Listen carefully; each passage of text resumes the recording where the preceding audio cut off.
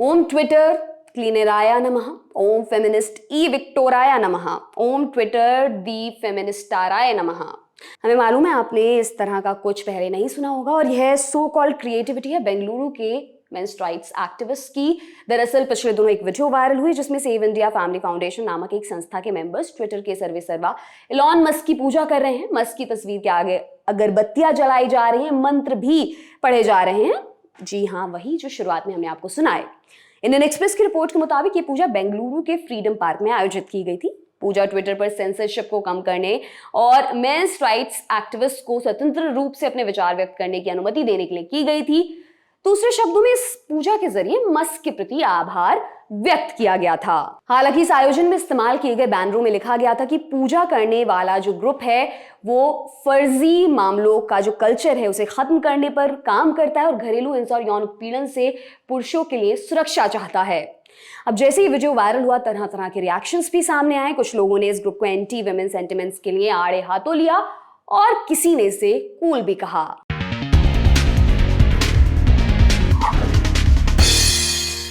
नमस्कार, मेरा नाम दिव्यांशी सुमराव है। आप देख रहे हैं दी लंदन टॉप का महिलाओं से जुड़ा खास प्रोग्राम जनाना रिपब्लिक। मेरे साथ हैं सीनियर जर्नलिस्ट अंजलि ईस्टवाल। अंजलि, बहुत बहुत स्वागत है एक बार फिर से जनाना रिपब्लिक में।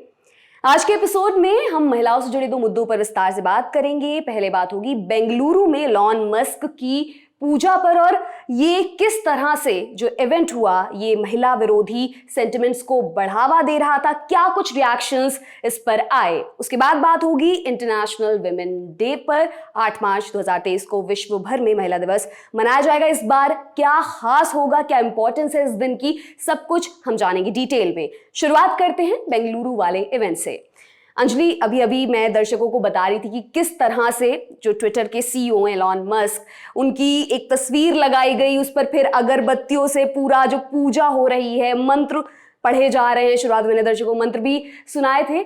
आप क्या पूरा जो इवेंट हुआ एक पुरुष जो संस्था है जो मेंस राइट्स के लिए काम करती है उनके द्वारा ये किया गया और कई ऐसे नारे वहां लगे जो महिला विरोधी सेंटिमेंट्स को बढ़ावा दे रहे थे, ऐसा कई रिएक्शंस में भी सामने आया। तो आप क्या सोचती हैं इस पूरे इवेंट को जो वहां पर हुआ, इस बारे में? तो सबसे पहले तो मैं ये कहूंगी कि पुरुषों के हकों के लिए लड़ने के लिए एक संस्था है, बहुत अच्छी बात है।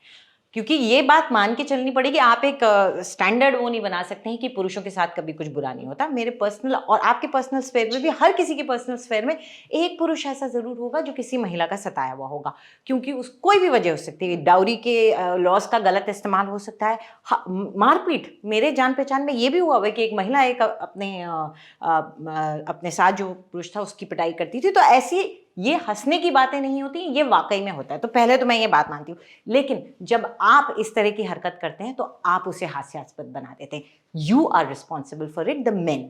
तो महिलाओं की बुराई आपने जितनी कर ली या फेमिनिस्ट को गाली दे दी, तो आप तो समझे ही नहीं ना उस बात को। ना आप फेमिनिज्म को समझे, ना आप पुरुषों के अधिकार को सही तरीके से सामने लाने के तरीके को समझे।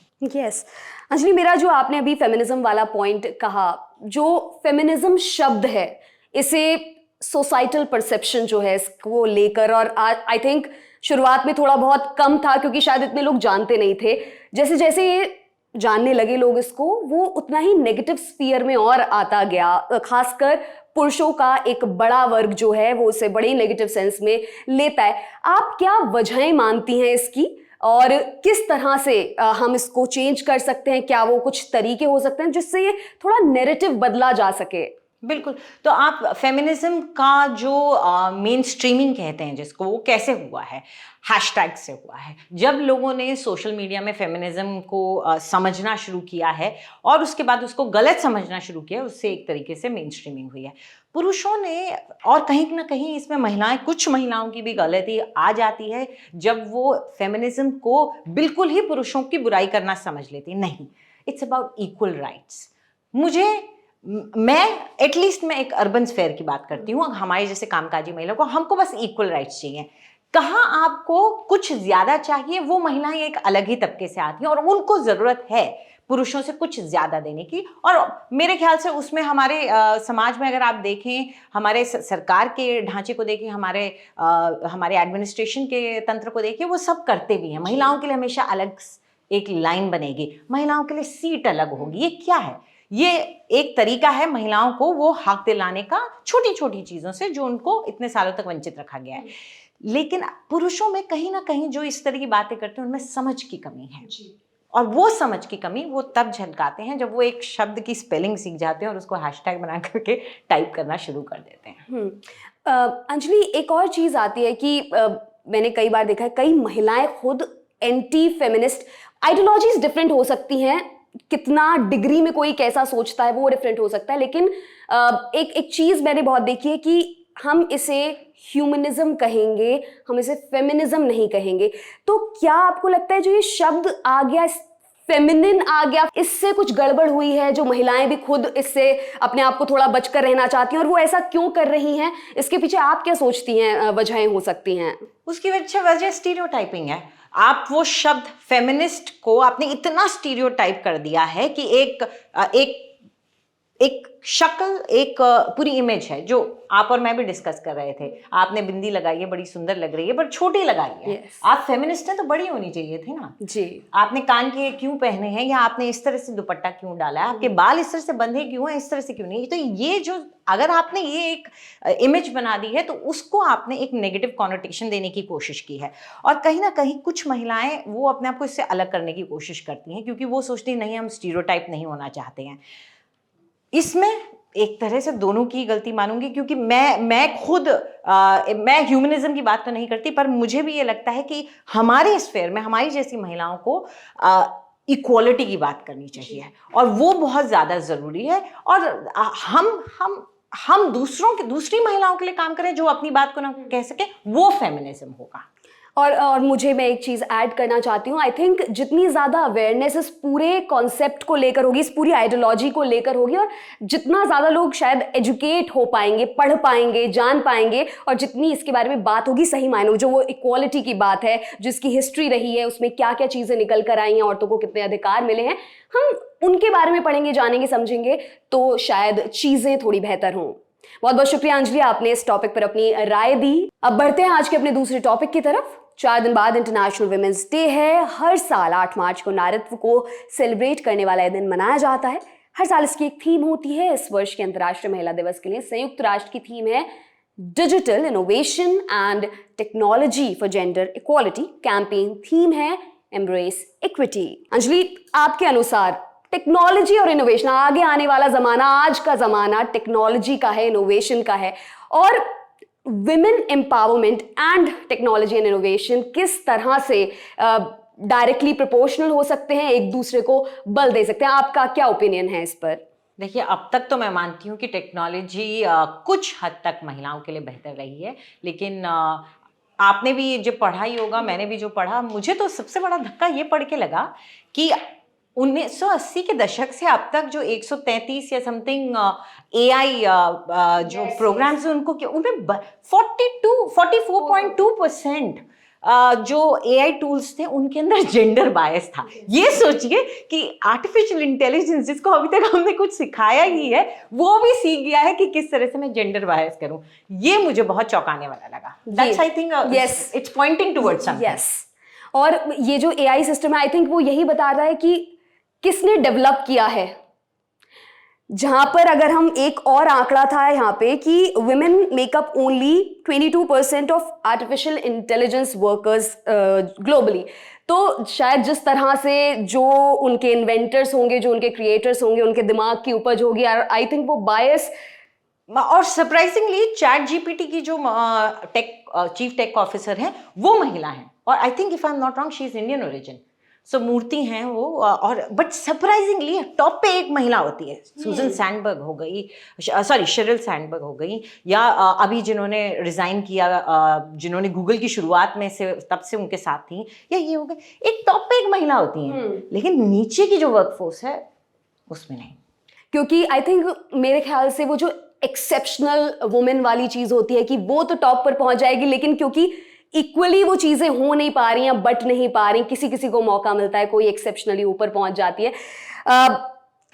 एक और चीज आती है अंजलि, बहुत बार हम बचपन से ये चीज देखते हुए आ रहे हैं कि साइंस और टेक्नोलॉजी 12वीं तक चलिए लड़कियां भी साइंस कर लेती हैं, उसके बाद सेम है। वैसे मैंने कॉलेज भी किया था, मैंने भी chemistry honours. Oh my god, यहाँ पे बहुत पढ़ाई हो रही है। Yes, and then journalism, then okay common ground.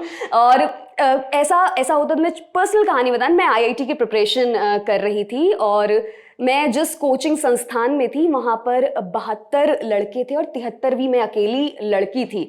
मेरे घर वालों ने हालांकि कभी, और मैं ऐसी लड़की, मैं कभी लड़कों से बात नहीं करती, मुझे घुलना मिलना नहीं आता, मैं वहाँ लोनली प्लैनेट मुझे कहा जाता था, but I just used to study. हालांकि इतना पढ़ने के बाद भी नहीं कुछ निकल पाया, तो फिर अपना इंटरेस्ट है वो कहीं और चली गई चीज़ें। लेकिन मैं ये जो संख्या होती है, हम G20 में भी अगर विमेन एम्पावर, नारी शक्ति पूरे प्रोग्राम की बात करें, उसमें भी ये बार बार कहा जा रहा है कि STEM, science, technology, engineering and mathematics, in fields में महिलाओं की भागीदारी बहुत कम है, बहुत ज़्यादा महिलाएं आगे नहीं आती हैं। तो ये जो UN चीफ है एंटोनियो गुतेरेस, उन्होंने भी ये कहा है कि टोटल वर्कफोर्स इन सारे फील्ड्स में 1/3 से भी नीचे महिलाओं की संख्या है, और अगर वो डेवलपर्स के तौर पर नहीं होंगी इन चीज़ों में तो डिस्क्रिमिनेशन होना तय है। क्या कहेंगे आप इस पर? इसमें कोई शक नहीं है। अच्छा, आई एम वेरी सरप्राइज कि आपने ये बात कही कि आप अकेली महिला थी, क्योंकि मुझे लगता था, मैं 90s में मैंने स्कूल कॉलेज किया है, तो मुझे लगा था मैं अकेली थी। मैं मैथ्स की क्लास में अपनी अकेली स्टूडेंट थी 12वीं में, फिर उसके बाद मैं अपनी बॉटनी की ऑनर्स की क्लास में अकेली लड़की थी अपनी क्लास में। मुझे ये लगता था कि वो उस टाइम की बात है। मुझे सरप्राइजिंग लग रहा है कि उसके बाद भी ऐसी चीज़ें होती रही हैं। बट इससे एक बात जो साफ है, जब पढ़ाई नहीं करेंगी महिलाएं उस फील्ड में, तो फिर आगे क्या करेंगे? आगे नौकरी तो होगी नहीं। और अगर आप देखेंगे विमेन हु कोड जैसी संस्थाएं हैं जो कि सर्वेस करती हैं, और वो ये रियलाइज करती हैं कि महिलाएं बहुत कम हैं। एक मैंने आर्टिकल पढ़ा जिसमें ये कहा था, विमेन हु कोड ने आपकी सिलिकॉन वैली में एक किया, 37% women leave their job before age of 35, 35 की उम्र से पहले। क्यों? वो कहते हैं क्योंकि वर्क प्लेस एनवायरनमेंट कंड्यूसिव नहीं है, क्योंकि सेक्सिज्म इतना है। और होता क्या है, मैं आपको बताऊंगी, बहुत अजीब सी बात है, लेकिन जब जो बच्चे सारी जिंदगी पढ़ाई में घुसे रहते हैं ना, फिर वो जब नौकरी में आते हैं, उनकी कहीं ना कहीं सोशल स्किल्स में कमी रह जाती है। तो महिलाओं से बात कैसे करना है, गलत बात नहीं बोलनी है, शायद ये भी कमियां आ जाती हैं। बट ये दुख की बात है कि 37% औरतें इस वजह से नौकरी छोड़ रही है, टेक जॉब्स। बिल्कुल। और आई थिंक अगर जिस तरह के कैंपेनिंग और जिस तरह की चीज़ें धीरे धीरे ही सही, अगर उसमें बढ़ावा मिले लड़कियों को, जो पूरा स्टेम फील्ड है, और आगे जाएं तो अच्छा होगा। और आप ये सोचो, अगर महिलाएं बनाएंगी टेक्नोलॉजी, तो आपकी और मेरी प्रॉब्लम के लिए ये आर्टिफिशियल इंटेलिजेंस भी बनाएंगी और एप्स बनाएंगे। हर चीज हमारे हिसाब से भी हो पाएगी ना, होंगी। और वो बराबरी, इक्वालिटी जिसकी हम बात कर रहे थे, और जो फेमिनिज्म हमने शुरुआत में डिस्कस किया था। एक और इसके अंदर जो UN की रिपोर्ट आई थी, जब इसमें ये थीम था कि a survey of women journalist from 125 countries, 125 countries की जो वुमेन जर्नलिस्ट हैं, 73% उन्हें ऑनलाइन हरासमेंट, जब हम टेक्नोलॉजी में जाने की बात करते, सिर्फ ना बनाने की, हम ऑनलाइन प्रेजेंस भी हो, चाहे वो डिजिटल एजुकेशन हो, चाहे कोई भी चीज़, सोशल मीडिया का यूसेज हो, लेकिन अगर इतनी परसेंटेज में ऑनलाइन हरासमेंट, तो वो कहीं ना कहीं वो फैक्टर्स हिंडर करेंगे। आपका अंजलि क्या सोचना है इस पूरे मैटर पर, कि ये इसके कॉन्स भी तो हैं अगर जाती हैं टेक्नोलॉजी के फील्ड में, या किसी भी स्तर पर जहां टेक्नोलॉजी रिप्रेजेंट हो रही है? इवन यूजेज, आप और हम नॉर्मल जो टेक से रिलेटेड नहीं है, जब ट्विटर इस्तेमाल करते हैं, तो हमें कितना online harassment and so called violence भी फेस करना पड़ सकता है, where violence is described to you. Of course nobody can come and hit you. But आप मुझे ये बताइए कि इतना बड़ा प्लेटफॉर्म है ट्विटर, उसमें इतने चेंजेस आ रहे हैं, एलॉन मस्क इनके जो भगवान हैं, वो खुद इतने सेक्सिस्ट हैं, हमने देखा ये उनके जिस तरह के ट्वीट्स होते हैं। और ऐसा क्या वहाँ पे टूल है specifically for women, where women can take an action? Report abuse है, वो सबके लिए है, पर विमेन के against harassment and threat of violence को कम करने के लिए क्या है? कुछ नहीं। आज की डेट में अगर मुझे आकर के मेरे डीएम में, मैं तो अपना डीएम ओपन ही रखती हूँ बाय द वे, इसी वजह से, क्योंकि फिर ऐसी फोटोएं आने शुरू हो जाती हैं और ऐसे ऐसे शब्द आने शुरू हो जाते हैं कि किसी भी फिर इंसान के लिए, तो ये उसके लिए क्या करें फिर महिलाएं? कोई ऑप्शन ही नहीं है उनके पास। और ये सिर्फ इतना बना देना, जैसे अभी अंजलि आपने कहा भी कि सिर्फ रिपोर्ट कर देने से तो इस समस्या का हल नहीं हो जाता, पर आई थिंक जो टॉप पर बैठे हुए लोग हैं, अगर उनका माइंडसेट भी इस तरह का होगा, तो क्या शायद अगर औरतें आएंगी ये प्रो हो जाता है, तो इस तरह की चीजें। अगली CEO अगर ट्विटर की महिला हो जाए तो शायद यस डेफिनेटली।